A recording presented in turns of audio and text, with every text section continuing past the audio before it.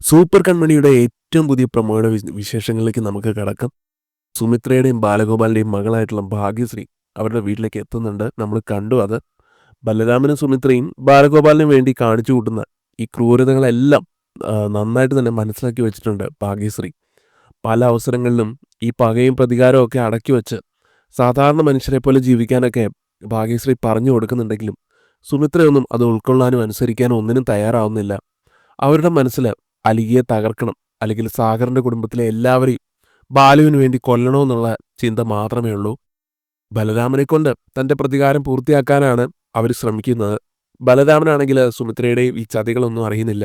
ബലരാമനെ ഇങ്ങനെ ആക്കി തീർത്തത് സുമിത്രയാണെന്ന് അറിയാവുന്ന ഭാഗ്യശ്രീ ബലരാമനെയാണെങ്കിലും നേർവഴിക്ക് കൊണ്ടുവരാനായിട്ട് പലതും പറഞ്ഞു നോക്കുന്നുണ്ട്. എന്റെ പഴയ ഏട്ടന് നന്മയും സ്നേഹവും ഒക്കെ മാത്രമേ ഉണ്ടായിരുന്നുള്ളൂ. എന്നാൽ ഇപ്പോഴുള്ള ഏട്ടന്റെ മനസ്സിൽ പകയും പ്രതികാരവും മാത്രമേ ഉള്ളൂ. അതുകൊണ്ട് തന്നെ നിങ്ങളുടെ എല്ലാ സ്നേഹം വെറും യാന്ത്രികമായിട്ട് മാത്രമേ എനിക്ക് ഫീൽ ചെയ്യുന്നുള്ളൂ എന്നെല്ലാം പറഞ്ഞുകൊണ്ട് ഭാഗ്യശ്രീ ഇമോഷണൽ ആവുന്നുണ്ട്.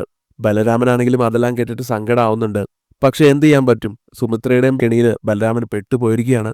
അല്ലെങ്കിൽ അവരെ പെടുത്തി കളഞ്ഞു. സുമിത്രയും ബാലുവും ആഗ്രഹിക്കുന്ന ആ ഒരു ലക്ഷ്യത്തിന് വേണ്ടി പോരാടാൻ മാത്രമേ ബലരാമൻ ഇപ്പോൾ കഴിയുന്നുള്ളൂ. ഇത്രയെല്ലാം പറഞ്ഞിട്ടും ബലരാമനും സുമിത്രയ്ക്കും ഒരു കുലുക്കമില്ലെന്ന് മനസ്സിലാക്കുന്ന ഭാഗ്യശ്രീ ആണെങ്കിൽ അവസാനം അവരെ ഓർമ്മിപ്പിക്കുന്നുണ്ട്, നിങ്ങൾ എത്രയൊക്കെ എന്തൊക്കെ രീതിയിൽ അലിഗ ഡിസൈനെയോ സാഗറിനെയോ ഒക്കെ തകർക്കാൻ ശ്രമിച്ചാലും അവർക്കൊന്നും സംഭവിക്കില്ല. തിരിച്ചടി നമുക്ക് മാത്രമായിരിക്കും കിട്ടുക എന്നുള്ള ഒരു കാര്യം പറഞ്ഞു കൊടുക്കുന്നുണ്ട്. കൃഷ്ണനാണെങ്കിൽ ബലരാമനെക്കുറിച്ചുള്ള സംശയങ്ങൾ ദിവസങ്ങൾ കഴിയുന്തോറും കൂടി വരികയാണ്. ബലരാമന്റെ പുറകിൽ വ്യക്തമായിട്ടൊരാളുണ്ടെന്നും കൂടെ മഹിയോട് തുറന്നു പറയുകയാണ്. അന്ന് ഡൽഹി പ്രോജക്റ്റിന് വേണ്ടി ഡിസൈൻ അവന്റെ കമ്പനിക്ക് വേണ്ടി വരച്ചു കൊടുത്തതും അലിഗയെ തോൽപ്പിച്ചതും എല്ലാം ഇതുമായി ബന്ധപ്പെടുത്തിക്കൊണ്ട് കൃഷി പറയുന്നുണ്ട്. കൺമണിയാണ് ഇക്കാര്യം ചെയ്തതെന്നുള്ള യാഥാർത്ഥ്യം കൃഷിന് അറിയില്ലല്ലോ. അതുകൊണ്ട് തന്നെ അവന്റെ നിഴലായി നിൽക്കുന്ന ആ ഒരു വ്യക്തി ആരാണെന്ന് മഹിയോട് കണ്ടുപിടിക്കാനും പറയുന്നുണ്ട്. ശേഷം മാനസയാണെങ്കിലും കൺമണിയെ വിളിക്കുന്നുണ്ട്.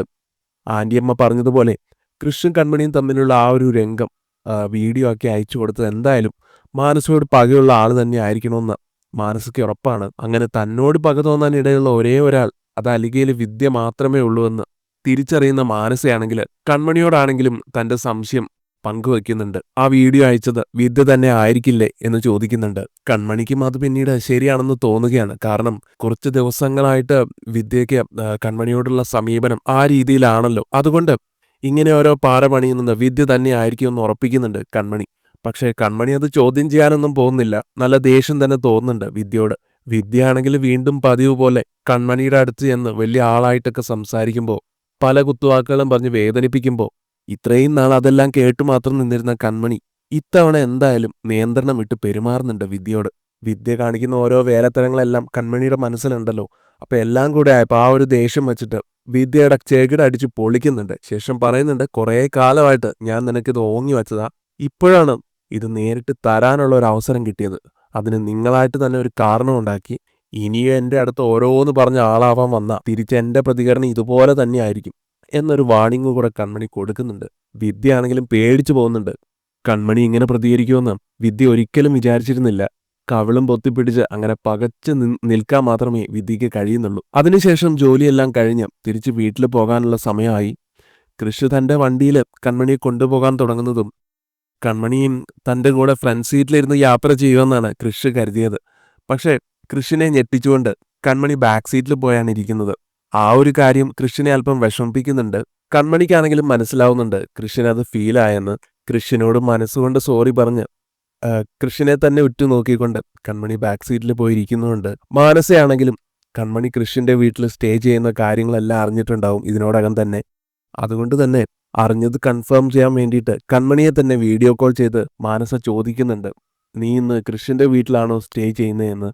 ആണെന്നറിയുമ്പോഴും മാനസയ്ക്ക് പ്രത്യേകിച്ച് ഭാവമാറ്റം ഒന്നും ഉണ്ടാവുന്നില്ല കേട്ടോ. കാരണം മാനസ പോസിറ്റീവ് സെൻസിൽ തന്നെയാണ് എടുക്കുന്നത്. കൃഷ്ണനെയും കൺമണിയും പറ്റി മാനസയ്ക്ക് ഇപ്പോൾ സംശയങ്ങളൊന്നുമില്ല.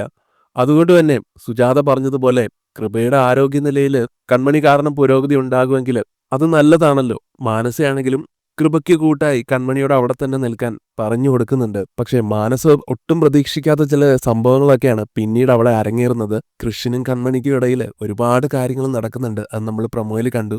കൃപയുടെ കാര്യത്തിൽ പുരോഗതി ഉണ്ടാകുമോ എന്നറിയാൻ പറ്റില്ലെങ്കിലും കൃഷ്ണൻ കൺമണിയും തമ്മിലുള്ള അടുപ്പം ഒരുപാട് പുരോഗമിക്കുന്നുണ്ട്.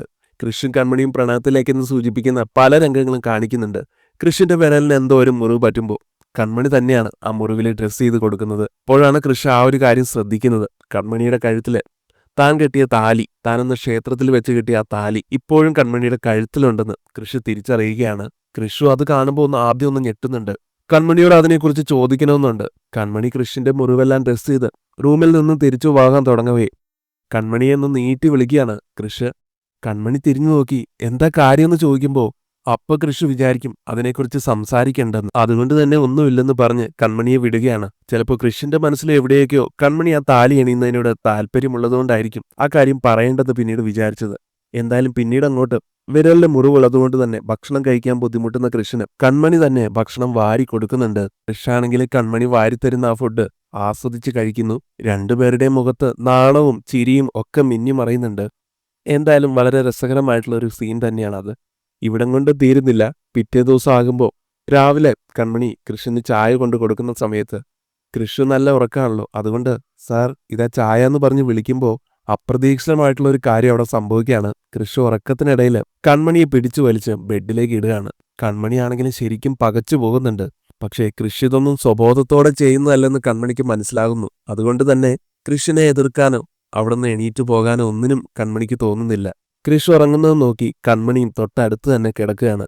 എന്തായാലും കുറച്ച് ദിവസങ്ങൾക്കുള്ളിൽ തന്നെ കൃഷും കൺമണിയും വളരെയധികം അടുക്കുന്നുണ്ട്. പിന്നീട് കുളിക്കാനായിട്ട് ഷവർ തിരിച്ചു നോക്കുന്ന കൃഷ് അതിൽ നിന്നും വെള്ളം വരുന്നില്ലെന്ന് കാണുമ്പോൾ അത് ശരിയാക്കാനൊക്കെ ശ്രമിക്കുന്നുണ്ടെങ്കിലും വെള്ളം വരുന്നില്ല. കൺമണിയും ചെല്ലുന്നുണ്ട് സഹായിക്കാൻ വേണ്ടി. അങ്ങനെ രണ്ടുപേരും പണിപ്പെട്ട് അതെങ്ങനെയൊക്കെ തിരിച്ച് വെള്ളം വരുത്താൻ ശ്രമിക്കുന്നതിനിടയിൽ രണ്ടുപേരെയും ഞെട്ടിച്ചുകൊണ്ട് പെട്ടെന്ന് നല്ല ഫോഴ്സിൽ തന്നെ വെള്ളം വരികയും രണ്ടുപേരും ഒരുമിച്ച് ആ വെള്ളത്തിലാകെ നനഞ്ഞു പോകുകയും ചെയ്യുന്നു. ഈ സമയത്തെല്ലാം അവർ പരസ്പരം പ്രണയപൂർവ്വം തമ്മിൽ നോക്കുന്നതെല്ലാം അവർക്കിടയിൽ റൊമാൻസ് ഉണ്ടാകാൻ പോകുന്നു എന്ന് നമുക്കൊരു സൂചന തരുന്നതായിരിക്കാം. ഈ സംഭവങ്ങളെല്ലാം ശരിക്കും കൺമണിയും കൃഷും ഒന്നാവാനുള്ള ഒരു വഴിയൊരുക്കുകയാണ് ചെയ്യുന്നത്.